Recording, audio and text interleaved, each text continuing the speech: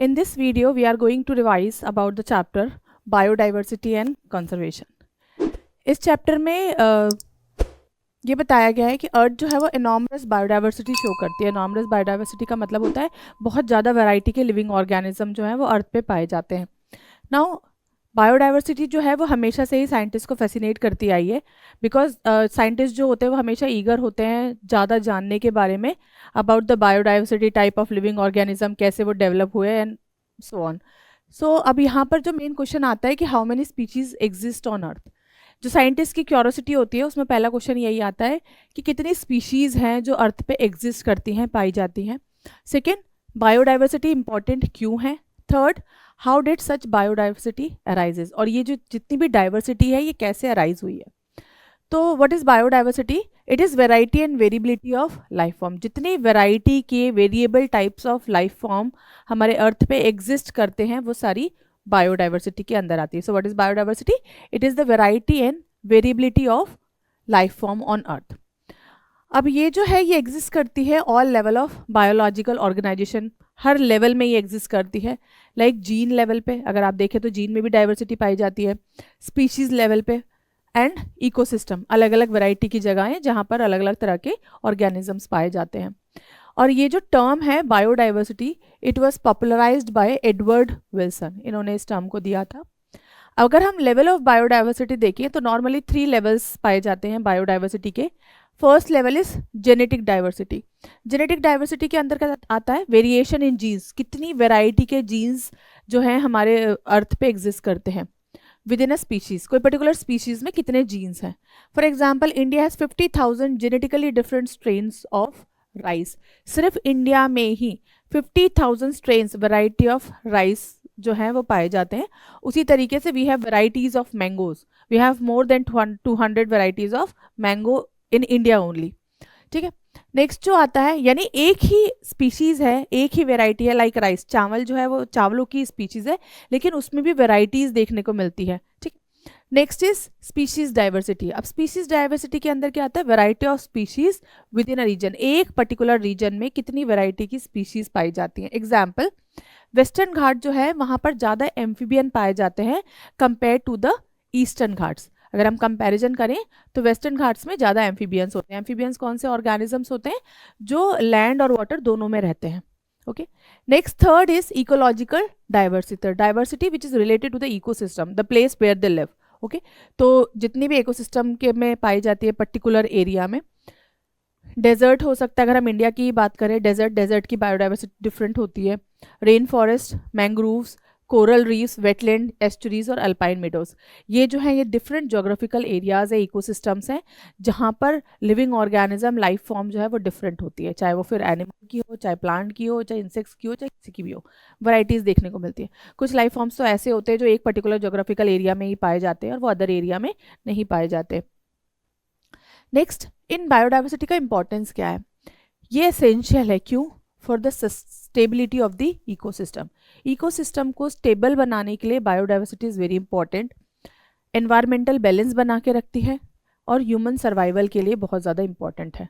Okay, next, अगर biological diversity में कुछ अगर लॉस होता है तो वो क्या करेगा? वो इकोलॉजिकल इम्बैलेंस बनाता है, as we have studied in previous classes also, कि हर ऑर्गेनिज्म दूसरे ऑर्गेनिज्म से रिलेटेड है। जैसे हमने फूड चेन पढ़ा है, फूड वेब भी पढ़ा है। तो अगर एक स्पीशीज़ जो है या एक काइंड ऑफ ऑर्गेनिज्म अगर उसको किसी तरीके का लॉस होता है तो उससे रिलेटेड जितने भी ऑर्गेनिजम्स होते हैं वो धीरे धीरे सर्वाइव नहीं कर पाते और एक्सटिंक्ट होने शुरू हो जाते हैं। सो कंजर्वेशन जो है वो it is crucial to prevent loss of natural world. ना how many species are there on earth and in India? अब इस अर्थ पे और इंडिया में कितनी स्पीशीज पाई जाती हैं?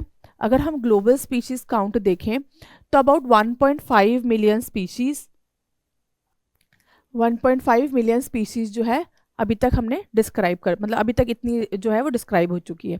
एक्चुअल नंबर जो है वो 20 to 50 मिलियन है। और रॉबर्ट मैरी, उन्होंने एस्टिमेट किया था कि 7 मिलियन स्पीशीज ग्लोबली, मतलब उन्होंने एस्टिमेशन लगाया था कि 7 मिलियन स्पीशीज जो है वो ग्लोबली पाई जाती है। Now why exact number is unknown, अभी तक हमें ये दीज आर द अजम्पशंस जितने उन्हें मिले हैं अभी तक ना। तो क्यों एग्जैक्ट नंबर हमें क्यों नहीं पता? क्योंकि कई स्पीशीज जो हैं दे आर अनडिस्कवर्ड, अभी तक बहुत सारी ऐसी स्पीशीज़ हुई हैं जो डिस्कवर नहीं हुई हैं, स्पेशली ट्रॉपिकल रेन फॉरेस्ट में जहाँ पे डाइवर्सिटी बहुत ज़्यादा पाई जाती है, और डीप ओशंस में, ठीक है, जहाँ तक अभी तक प्रॉपर पूरा एक्सप्लोरेशन नहीं हुआ है। अब जो स्पीशीज इन्वेंट्रीज हैं वो ज़्यादा they are more complete in temperate region than tropical region. Temperate region जो है वहाँ की तो स्पीशीज़ जो है वो आइडेंटिफाई हो चुकी है, उनके बारे में रिसर्च हो चुकी है, लेकिन जो ट्रॉपिकल रीजन है उसके बारे में अभी तक इतनी ज़्यादा नहीं पता लगी है। इस वजह से हम प्रॉपर एक एस्टिमेट नहीं दे, मतलब प्रॉपर अमाउंट या क्वांटिटी नहीं बता सकते, सिर्फ एक एस्टिमेट लगा सकते हैं about the species. Now next is species richness. Species richness क्या होती है? जहाँ पर बहुत ज़्यादा स्पीशीज़ पाई जाती है। ट्रॉपिकल रीजन जो है वहाँ पर हायर स्पीशीज़ रिचनेस पाई जाती है, और अभी तक बहुत सारी ऐसी हैं जो अनडिस्कवर्ड स्पीशीज़ भी वहाँ पर प्रेजेंट है। टेम्परेट रीजन जो है have better documentation. Temperate region का डॉक्यूमेंटेशन बेटर है, मतलब उनकी जो जितनी भी स्पीशीज़ हमने मतलब उन्होंने डिस्कवर की है उनका पूरा डॉक्यूमेंटेशन वगैरह हो चुका है। Next global biodiversity. अब ग्लोबल बायोडाइवर्सिटी में देखें तो ये क्या करता है, एक proportionate number of species show करता है, एक प्रोपोर्शन में बताता है कि स्पीशीज के नंबर क्या है, लाइक प्लांट है, इनवर्टिब्रेट्स हैं या फिर वर्टिब्रेट्स हैं। अब अगर हम की ऑब्जर्वेशन देखें इसके अंदर, तो इंसेक्ट्स जो है वो larger group of animals form करता है। यानी अगर आप इसी के अंदर देखोगे तो विल फाइंड आउट कि जो इंसेक्ट्स है वो सबसे ज़्यादा larger group of animal form करता है, मतलब ये सबसे ज़्यादा पाए जाते हैं। देन अगर हम वर्टिब्रेट्स के अंदर देखें तो प्लांट्स जो हायर डाइवर्सिटी, सॉरी वर्टिब्रेट जो है ये स्मॉल फ्रैक्शन बनाते हैं टोटल का। ये वर्टिब्रेट्स का है। वर्टिब्रेटर्स कौन होते हैं? Which form the vertebral which has the vertebral column, तो इनकी कम पाई जाती है कंपेयर टू इनवर्टिब्रेट्स। और प्लांट्स के अंदर देखें तो ये जो है प्लांट्स की बायोडाइवर्सिटी, इसमें बताया plants show higher diversity specially angiosperms. Plants जो है वो सबसे ज़्यादा डाइवर्सिटी शो करते हैं, स्पेशली कौन से होते हैं? एंजियोस्पर्म कौन से होते हैं? Those plant which produce seed covered by fruit. तो आप देखिए सबसे ज़्यादा फंगस की पाई जाएगी और उसके बाद में सेकेंड जो ज़्यादा बायोडाइवर्सिटी पाई जाती है वो होती है एंजियोस्पर्म की। बाकी मॉस, फर्न और जो एल्गी, लाइकेन है, इनकी क्वांटिटी जो है वो कम है, जो डाइवर्सिटी है, जो वेराइटी है, स्पीशीज़ है, वो कम है। देन प्लांट की डाइवर्सिटी। अब अगर हम प्लांट डाइवर्सिटी में देखें, जो कि हमने इस ग्राफ में देखा है, एंजियोस्पर्म्स होते हैं प्लांट में, जिम्नोस्पर्म्स होते हैं, ठीक है, नेकेड सीड वाले, मॉसेस होते हैं, then fern, allies, algae, fungi and lichen, these are the plant varieties. सबसे ज़्यादा कौन सी होती है? एंजियोस्पर्म वाली। स्पीशीज काउंट में जो एग्जैक्ट नंबर ऑफ स्पीशीज है same is not known till now. Many prokaryotic and micro organism can not be cultured.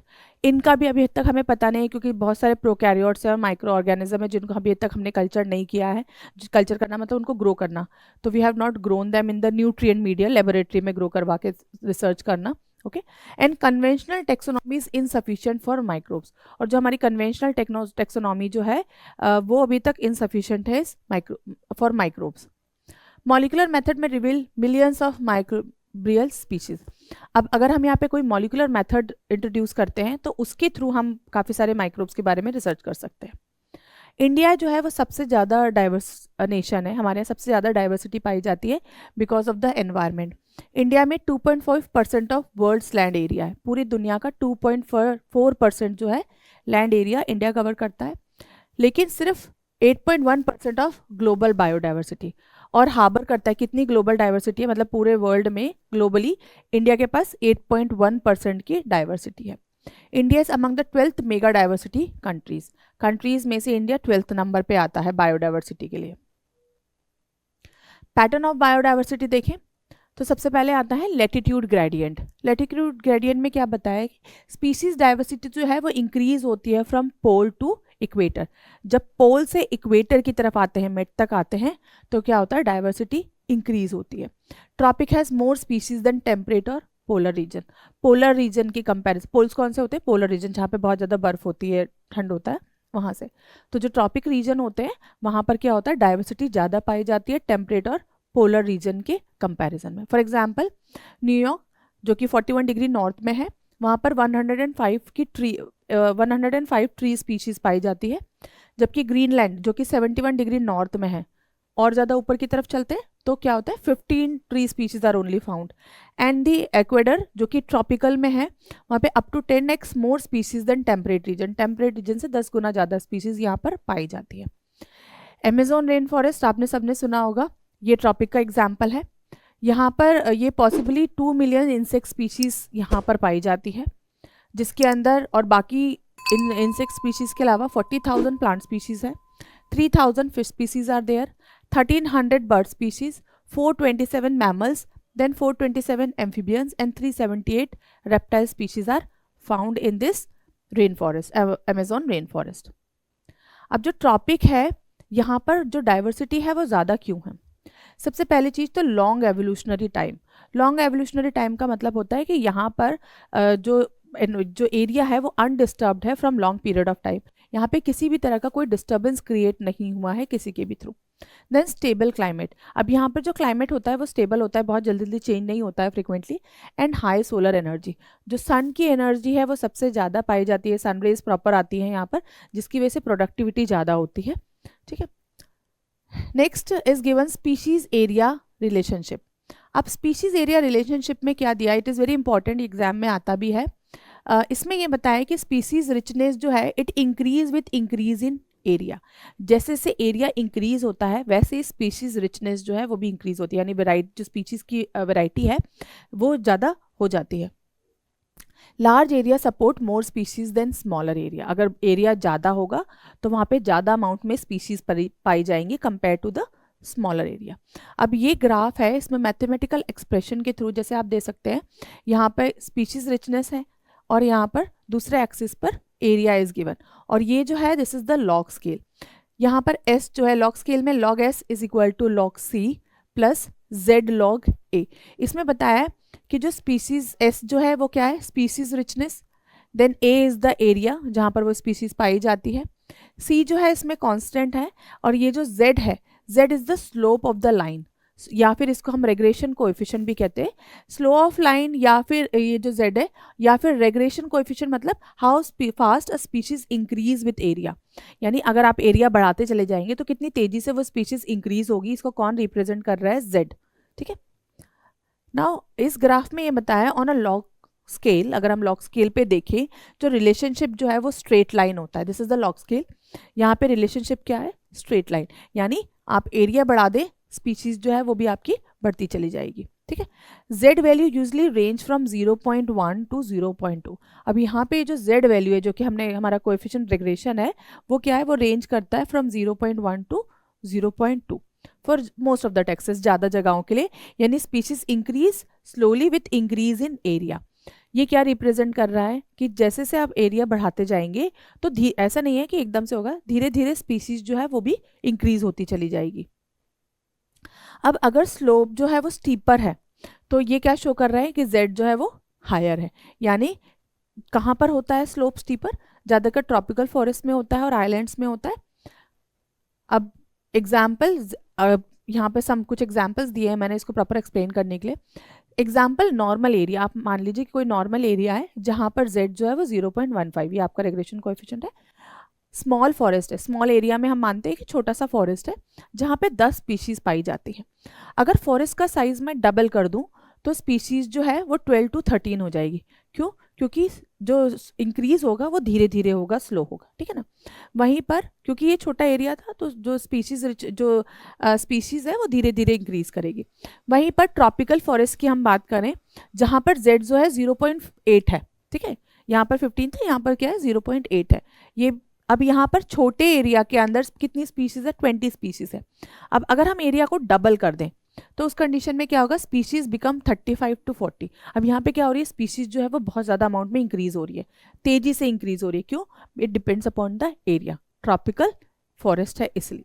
और ये हमारा नॉर्मल एरिया है, नॉर्मल एरिया में स्पीसीज जो है वो रिचनेस धीरे धीरे होगी, लेकिन अगर इस तरीके का एरिया है, ट्रॉपिकल फॉरेस्ट है, तो यहाँ पर स्पीसीज रिचनेस जो होगी वो ज़्यादा, क्योंकि ऑलरेडी यहाँ पर काफ़ी सारी स्पीसीज रिचनेस पाई जाती है। Next, importance of species diversity to the ecosystem. अब हमारे इकोसिस्टम के लिए स्पीसीज डाइवर्सिटी जो है वो इंपॉर्टेंट क्यों है? Because ecosystem with more species, अगर इकोसिस्टम में ज़्यादा नंबर में स्पीशीज़ होगी तो वहाँ पर वो इकोसिस्टम कैसा होगा, ज़्यादा स्टेबल होगा। दूसरा, ज़्यादा प्रोडक्टिव होगा क्योंकि वहाँ पे स्पीशीज़ ज़्यादा है। तीसरा, डिस्टर्बेंस से रेजिस्टेंट होगा। ठीक है, अब एक एक्सपेरिमेंट था which was given by David Tilman. David Tilman ने क्या किया, उन्होंने लॉन्ग टर्म इकोसिस्टम एक्सपेरिमेंट किया जिसमें उन्होंने शो किया कि अगर स्पीसीज रिचनेस ज़्यादा होगी तो इकोसिस्टम ज़्यादा स्टेबल होगा और less year two year variation होगा इन प्रोडक्टिविटी में जो साल दर साल वेरिएशन होता है वो कम होगा। It was given by David Tilman. क्या कहा उन्होंने कि अगर स्पीसीज रिचनेस ज़्यादा होगी तो इकोसिस्टम जो होगा वो ज़्यादा स्टेबल होगा और जो उसमें प्रोडक्टिविटी में वेरिएशन जो होगा वो कैसा होगा, कम होगा। जो स्टेबल इकोसिस्टम होगा वो कोई भी फ्लक्चुएशन शो नहीं करता, हमने पहले देखा। फिर invasion to alien species, resist invasion to alien species, यानी एलियन स्पीशीज मतलब कोई बाहर से कोई स्पीशीज उस पर्टिकुलर जोग्राफिकल एरिया में आ जाए जो पहले वहां पर नहीं प्रेजेंट थी, तो यहाँ पर बाहर से कोई एलियन स्पीशीज इन्वेड भी नहीं होती है, रेजिस्ट होती है, ऐसा नहीं होता है। दूसरा, रिकवर क्विकली आफ्टर डिस्टर्बेंस। अब इन केस अगर किसी तरीके का कोई डिस्टर्बेंस आ जाता है इस पर्टिकुलर एरिया में तो वो बहुत जल्दी से उस चीज से रिकवर कर जाएगा। नेक्स्ट, पॉल अर्लिक ने एक हाइपोथेसिस दिया था जिसका नाम था रिवर पॉपेट हाइपोथेसिस। रिवर पॉपेट हाइपोथेसिस में उन्होंने बताया था कि आप एज्यूम कीजिए कि एक एरोप्लेन है जिसको हम इकोसिस्टम कह रहे हैं और each species rivet in an airplane, और हर स्पीसीज जो है वो उस एयरप्लेन की एक रिवेट मतलब नट जो एरोप्लेन को असेंबल करके रखता है। तो आप मानिए कि इकोसिस्टम जो है वो एक एयरप्लेन है और जो रिवेट है, जो नट्स उस एयरप्लेन में है, वो क्या है, वो एक स्पीशीज है। अब loss of few species little effect. अब अगर हर पैसेंजर एक नट को, एक रिवेट को अपने साथ अपने घर ले जाता है खोलकर, तो इनिशियल शुरू में तो कोई प्रॉब्लम नहीं होगा। यानी क्या होगा, अगर शुरू में कुछ स्पीशीज अगर जाती हैं तो लिटिल इफेक्ट, बहुत कम, कई बार तो नॉन नेग्लिजिबल के बराबर है, और कई बार क्या होगा, अगर इफेक्ट शो होगा तो कम होगा। फिर अगर धीरे धीरे ये प्रोसेस चलती चली जाएगी तो लॉस ऑफ मेनी स्पीसीज, बहुत सारे रिवेट अगर उन्होंने निकाल लिया, बहुत सारे नट्स निकाल के अगर उन्होंने ले लिया, तो इकोसिस्टम क्या होगा, कोलैप्स हो जाएगा, नहीं जो एयरप्लेन है वो क्या होगा, क्रैश हो जाएगा। ठीक है ना। तो उन्होंने इस रिवेट पॉपर हाइपोथेसिस में उन्होंने यही बताया है कि आप एज्यूम कीजिए एक इकोसिस्टम को एज एन एयरप्लेन और स्पीशीज को एज अ रिवेट यानी कि नट, और अगर आप हर बार हर कोई एक स्पीशीज एलिमिनेट होती चली जाएगी इस इकोसिस्टम में तो शायद शुरू में कुछ इफेक्ट ना हो, लेकिन धीरे धीरे ये चीज़ें जो है ये वर्स्ट होती चली जाएंगी और जो हमारा इकोसिस्टम है वो कोलैप्स हो जाएगा। ठीक है ना। It will become critical for us to sustain. Then loss of biodiversity.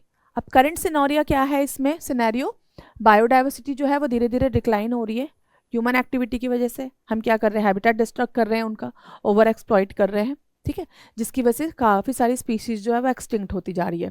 Species जो है वो कैसे ऐड होती हैं किसी पर्टिकुलर एरिया में, बाय स्पेसिएशन। स्पेसिएशन क्या होता है, फॉर्मेशन ऑफ न्यू स्पीशीज़। जब कोई नई स्पीशीज़ बनती है उसको स्पेसिएशन कहते हैं। कैसे बनेगी, कई बार म्यूटेशन की वजह से, कई बार फाउंडर्स इफेक्ट की वजह से ये फॉर्म होती है। फाउंडर इफेक्ट और म्यूटेशन हमने लास्ट चैप्टर में पढ़ा था। स्पीशीज़ जो होती हैं वो लॉस हो जाती हैं एक्सटिंक्शन की वजह से।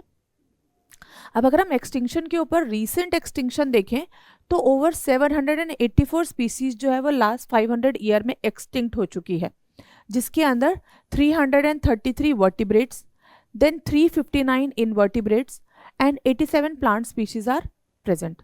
ओके, जो एग्जाम्पल से एक्सटिंक्ट स्पीशीज का उसमें आता है डोडो, देन क्वागा, थाइलेसाइन जिसको तस्मेनियन टाइगर भी बोलते हैं, Steller sea cow and 3 subspecies of tiger. These all organism have been extincted.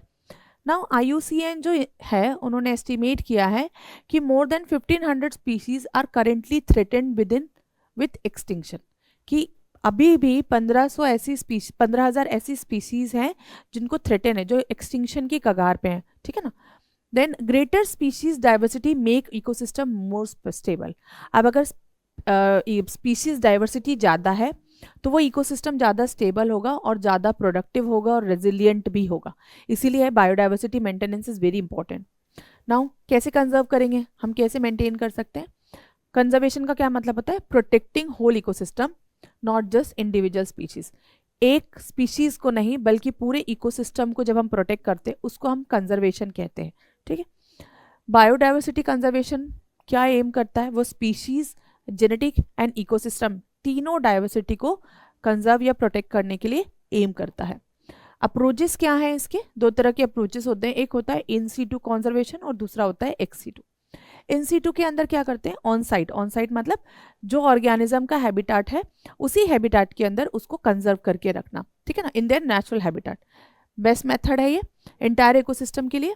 Example उसी को नेचुरल पार्क बना देना, वाइल्ड लाइफ सेंचुरी बना देना और बायोस्फीयर रिजर्व करवा देना, यानी वो अपने ही हैबिटेट में, अपने ही घर में, अपनी ही जगह पर रहेगा, लेकिन under observation of the government. अब ये कहाँ किया जाता है? वहाँ पर जहाँ पर बायोडाइवर्सिटी हॉटस्पॉट्स होते हैं। बायोडाइवर्सिटी हॉटस्पॉट्स कौन से रीजन होते हैं? जहाँ पे बहुत ज़्यादा स्पीशीज रिचनेस होती है, काफ़ी वैरायटी की स्पीशीज प्रेजेंट होती है। High degree of endemism. Endemism क्या होता है? Species being found only in a particular geographical area. जब स्पीशीज एक ही जगह पर पाई जाती है उसी पर्टिकुलर जोग्राफिकल एरिया में, उसको हम एंडेमिज्म कहते हैं, ठीक है ना। तो हम कहाँ हॉटस्पॉट बनाते हैं? जहाँ पे स्पीसीज रिचनेस ज़्यादा हो, जहाँ पर हाई डिग्री ऑफ एंडेमिज्म हो, और जहाँ पर सीवियर हैबिटेट लॉस हुआ हो, उस जगह पर। नेक्स्ट ग्लोबल स्टेटस देखें इसका कंजर्वेशन का, तो इनिशियली अभी 25 हॉटस्पॉट्स हैं, later increase to 34 hotspot. Starting में जो है 25 थे, बाद में उसको इंक्रीज करके कितने बना दिए? 34 वर्ल्ड वाइड। देन ये जो हॉटस्पॉट हैं ये 2% ऑफ अर्थलैंड एरिया को कवर करते थे, बट अब ये क्या करते हैं? कंटेन 50% ऑफ टेरेस्ट्रियल, और इसके अंदर अभी 50% टेरेस्ट्रियल स्पीशीज जो है वो प्रेजेंट है। अगर हम इनको प्रोटेक्ट करेंगे तो क्या होगा? हम इनका मास एक्सटिंक्शन, मतलब बहुत जो बल्क में एक्सटिंक्शन हो रहा है इनका, वो 30% तक कम कर सकते हैं। इंडियन बायोडाइवर्सिटी हॉटस्पॉट देखें तो वेस्टर्न घाट्स और ईस्टर्न हिमालयस यहाँ, और इंडो बर्मन रीजन, यहाँ पर बहुत ज़्यादा स्पीशीज रिचनेस और वैरायटी ऑफ लिविंग ऑर्गेनिजम्स पाए जाते हैं। सेकेंड आता है अब एक्स-सी2 कंजर्वेशन। एक्स-सी2 में क्या करते हैं? इसको हम ऑफ साइट कंजर्वेशन भी कहते हैं। हम क्या करते हैं? किसी भी स्पीशीज को उसके पर्टिकुलर एरिया से, उसके नेचुरल हैबिटेट से ले जाकर उसको बाहर अलग किसी हैबिटेट में उसको कंजर्व करके रखते हैं, outside their natural habitat. Use when species are critically injured. और कब करते हैं? जब वो स्पीशीज जो है वो क्रिटिकली एंडेंजर्ड है, बहुत ज़्यादा एंडेंजर्ड के उस पर आ गई है। तो इसमें हम क्या करते हैं?